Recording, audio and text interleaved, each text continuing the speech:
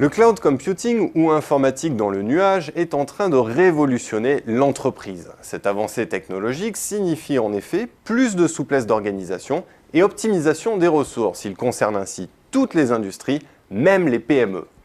Le nuage, c'est une image pour illustrer l'emplacement de stockage des données informatiques, à savoir sur des serveurs à distance et non plus dans les unités centrales des ordinateurs. En fait, on se sert déjà du cloud sans même y penser. Amazon, par exemple, propose des espaces de stockage pour la musique ou les livres numériques à ses clients. Lorsque ces derniers voudront lire les contenus, n'importe lequel de leurs terminaux iront chercher directement dans le cloud à distance et non plus dans leur propre mémoire. Le cloud, c'est donc plus de mobilité, plus de flexibilité et on en revient aux entreprises, car cette technologie va de facto favoriser des ruptures organisationnelles comme le télétravail.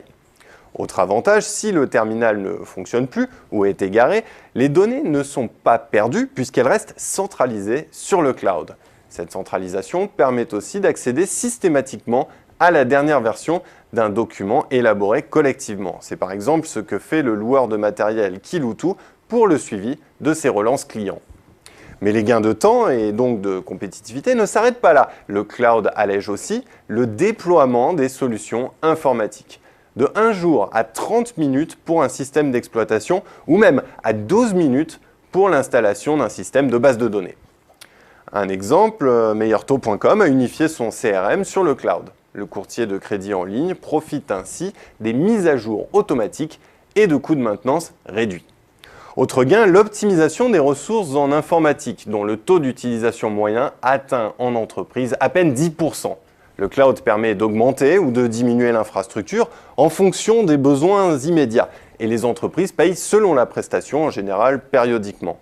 C'est donc la fin annoncée des licences logicielles et matérielles.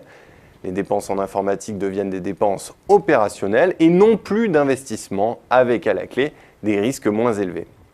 Alors bien sûr, pour que le cloud se généralise, la performance des systèmes et la sécurisation des données restent à améliorer. Qui contrôle la porte d'entrée aux données? Le scandale Prism aura au moins permis de clarifier la situation. Si ce sont des opérateurs américains, alors les données sont à la libre disposition des services de renseignement. Washington a bien compris, avant tout le monde, que la migration des données vers le cloud était devenue inexorable.